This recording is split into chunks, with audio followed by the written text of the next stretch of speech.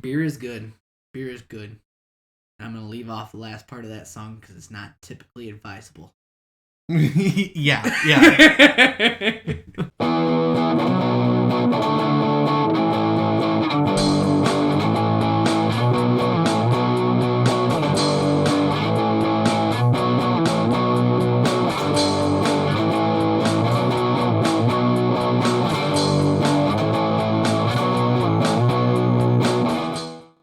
Let's talk a little bit about the cooling aspect of it.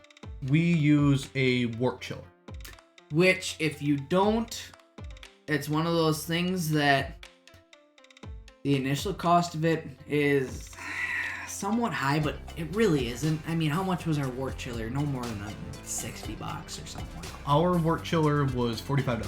Right. And for $45, the amount of headaches and pains and the quality, you don't get this clarity without an efficient cooling process. And there are some things that we bought and it's like, do we necessarily need it? Did it help? Sure. But there are other things that we bought. Holy Appleweizen. The two top things that we bought that I would recommend right off the rip, bud, is a good burner is going to be so much nicer. And then a wort chiller. Because when you sit there for a couple hours and you gotta sit and maintain it in your sink with the ice and the salt and the water sitting there, it's just a hassle. And if I throw a third thing in there, it's having the thermometer on the pot because that's pretty big. We could do an entire video on just some of our purchases, what order we went in for upgrading our brew. And we can really thank the guys at the cellar for a lot of that. Yes, they were absolutely excellent. If you're in the Wisconsin area and you want to go up to, they're based out of. So they have a location in Oshkosh. They have a location in, I think they have a location in Fond du Lac as well. But they are online at thecellar.com. And they have been some of the best resources we could ask for when it comes to brewing beer. Because they have very knowledgeable people, very passionate people. And, you know, when it came to making the right decision for bang for our buck and brewing equipment, if I could ever speak right, we couldn't have asked for better advice, you know? And brewing's one of those hobbies where, prototypically in our experience, we found only people willing to help and continue to grow the hobby as a whole. And don't get me wrong, in brewing, in home brewing, there are a lot of people that, like, they're willing to help, but they're not always willing to, like, give you all the advice, like some of the little things that they learned. There's a surprising amount of people out there that are not okay, like, giving out some of their tips and tricks. Well, you know, that's a lot like, you know, sometimes even your good buddy won't tell you his best fishing spot. Mission failed. I mean, We'll get 'em next time. You get so many people who want to get into a hobby and they try asking for advice, and they might get a little bit of advice, but they don't get all of the advice. Like, they go into it and they try and do something because it's one thing that they found and it totally messed things up for them, and they're like, I don't like doing this anymore, when there was just one small thing you could do differently that could completely eliminate one headache for you. 100% agree. We can be thankful that, you know, my dad passed down his equipment from himself to me, and, you know, since then we've gone in to get. Dang, you ever have a burp that's just stuck? Yeah, been there. But anyways, you know, you go on through time. From my dad, we got 2 carboys, a couple of corny kegs, and, you know, we were very fortunate that we got a lot of the more expensive equipment right off the rip, where we could have our fun and learn whether we wanted to get further into it or not right off the rip. Mm-hmm. And I actually did a video on stuff of how much it actually costs to get into brewing beer, and it is, I'm going to put a card for it up here for you. And like I said there, if you have absolutely nothing other than your turkey fryer, it is not that expensive to get into going in with just base equipment. It is under $100. But I'll let the video do the talking. Oh my god, I'm gonna hate myself for that. What was one of our first purchases that we made outside of our equipment we had? Let me think about that for a minute. I I think a new pot was probably one of the first things we went in on. I think we did it at a combo. It was the pot and the burner. Yep, we went to the first new burner. Yep. And the 6.5, 7.5 gallon pot. 6.5. Yeah, we went to the 6.5 gallon pot and a new burner. And they were both excellent right away. We didn't have the did we have the thermometer right away? Yes, we had thermometer. Right, because that's one of the big things we wanted to address is the lack of proper thermometer. Yes. And we got that on a deal. It was Oh, that's right. We got it on the combo deal. It was like $250 for the burner. No, was it more than that? We only spent after tax it was $130. Really? We got it. That's a better deal than I remember. Yeah, it was only $130 for us for the pair. And what a deal that was, because it took that brewing headaches and just absolutely minimized them. Having your flames evenly distributed along the bottom of the pot makes an absolutely huge difference in how well you can maintain your temperature. And now brewing beer, cleanliness, sanitation, cleanliness, sanitation, and then cleanliness again. Those are your top 5 most important things. Oh, really? I thought they were sanitize, and last but not least, sanitize. Well, I mean, you know, I say $1.50, you say $1.20 or $1.50. You know, you know, tomato potato. Yeah, But potato. well, you know, tomato potato, electric. I don't know. There's words. I don't know.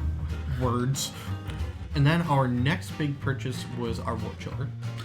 Oh my god, which that should have been a lot sooner. With the cooling of it, the faster you can get it cooled down, the clearer your beer will be.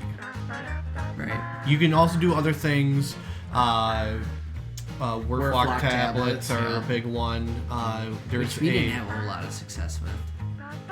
There's something I'm missing. Really, There's really like a popular. moss that you can put in there. I don't There's a remember moss what or kind something. it is. But, Yeah. but anyways, you know, that stuff helps, but not nearly in the way a good wort chiller does.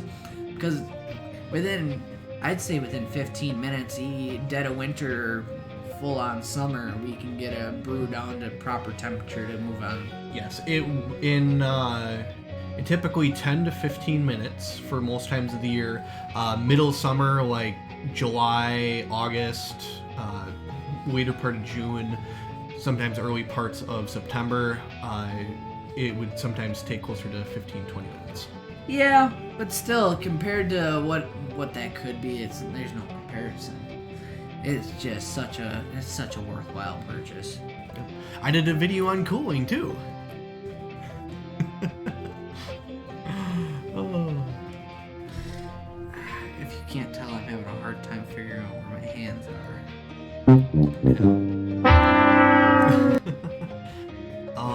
And then let's see. And those are probably, I would say, our big 3 purchases that we made for going from good beer to great beer. Yeah, no doubt. You know, sunlight is the enemy of a good beer. So what we did is we put it in Adam's back room, and we took an old poncho that he had, and we wrapped that around, and then we took some blankets over the top and wrapped that around, and then we probably took some more blankets and wrapped that around, and close all the blinds, and you gotta keep that sunlight out, and you gotta keep the temperature consistent. That's gonna be the best for your yeast. That's gonna be the best for your beer. And what's best for your beast is No! God, please, no! yeast is really best for your beer. Because Yes. without yeast, your beer is just kind of a gross mixture sitting in whatever spare room you happen to set it in. Yes. There's I know there's a lot of people that I've talked to that they'll put it in their closets or they'll put it in a spare room. I've started putting ours in the basement because it's cooler. That's where we started putting it in my parents' house too. Was in the basement. Yeah, when we first started, it was in the basement. It was dark. It was cool. Yeah, there were no windows in that room. Yep.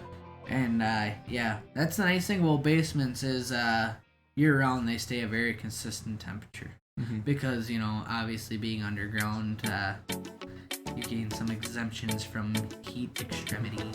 Yep. And if you're doing anything that that's such as an Oktoberfest that kind of requires for it to be somewhat lagered, it is a good alternative if you don't have a really well temperature controlled environment to put it in. Which, to be honest, if you're homebrew schmuckos like yourself, you probably don't. And if you do, good for you, bud. Proud of you. Glad you're doing well. What we do, and I can thank Adam for this advancement in our technology, is what we do is a forced carbonation through a keg on ours because bottling can be a little tedious, a little bit of a pain in the butt. You're gonna want a good bottle washer if you're doing it. I actually talked about it in one of the other videos about the first time that I tried some of your beer. It was really good when I first did it, but the thing is, we were using active yeast to generate the carbonation in the bottles, which is a perfectly viable method, and it'll create good tasting beer. However, as we had also talked about earlier in the video, there are certain side effects to active yeast in your beer, namely in this region the next day, that make you kind of question how much you really want to go that route. Right. But if it's easy, it's affordable, and it's good beer, and once you get used to it, it doesn't bother you so much. So if you don't want to go through the whole process of buying a keg and figuring out how you want to do your forced carbonation and all that stuff, which again I personally don't deal with because it's really not my ish. But what you do is you go out and get what I call a Grolsch style bottle, because that's the beer that I know of that has that style bottle. And what it is it's a bottle with a wire mechanism on it that when you can even show. see, this is big and kind of a little intimidating, and there's nothing wrong with this. It shows up on camera better though. It does. So what you got is this little wire mechanism here that comes up and it locks in on the cap here, as you can see. You pull it down and this rubber gasket seals your bottle, and that's pretty freaking excellent. And in the Grolsch style bottles, which is a green bottle, which doesn't keep out sunlight as good as a brown style bottle does, but beggars can't be choosers. Anywho, and plus you get to drink Grolsch beer, which is pretty alright once you get the taste for it. So anyhow, you get these style bottles, which are awesome because you don't have to keep going back to the store and buying caps, and you don't need a special capping gun to put them together. You just, when you want to drink it, and then you fill your beer up to the top so that no air can be in there. And you're gonna lose a little beer here, but what's a little beer between the guys, And you put your locking mechanism on, fold it down, and you let the yeast do the work. And then at the end, you're gonna have about an ounce at the bottom. You'll have a healthy layer at the bottom, but your beer will be carbonated, and it'll be tasty. And if you want my advice, just don't drink that little bit at the bottom. And don't shake it up, because definitely don't shake it up. That is a bad idea. But anyways, that's the unasked for tutorial on style bottles. So, Bud, Yeah.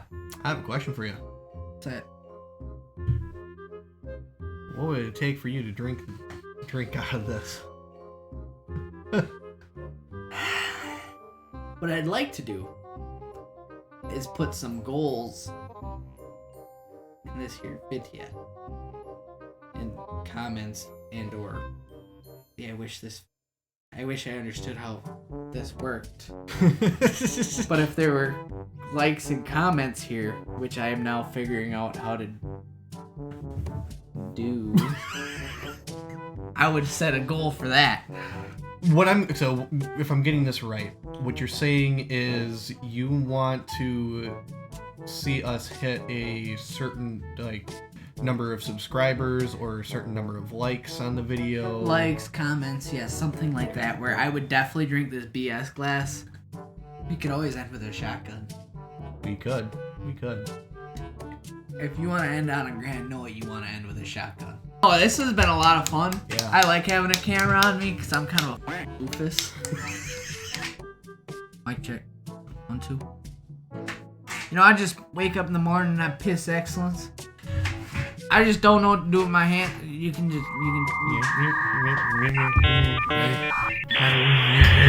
Please use your words.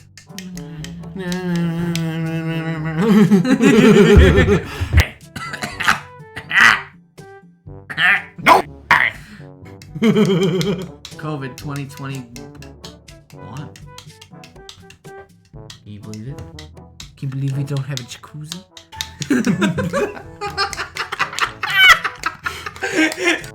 All right, you ready for this? No.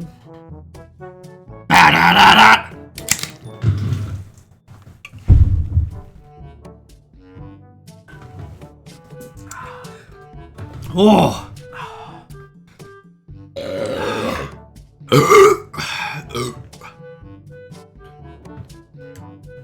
We're not good at this. But that's not what it's about. Much like homebrewing. Did you have fun doing it? The answer is yes, you were a success. So don't forget that. Don't forget that we love you and that you're a great person for watching this video. Much respect. Hey everybody, if you enjoyed that video, please drop a like and leave a comment on what other subjects you'd like to see us talk about. Also, check out In Search of the Perfect Mushroom Swiss Burger Facebook page for great recipes and tips. And as always, we will see you next time.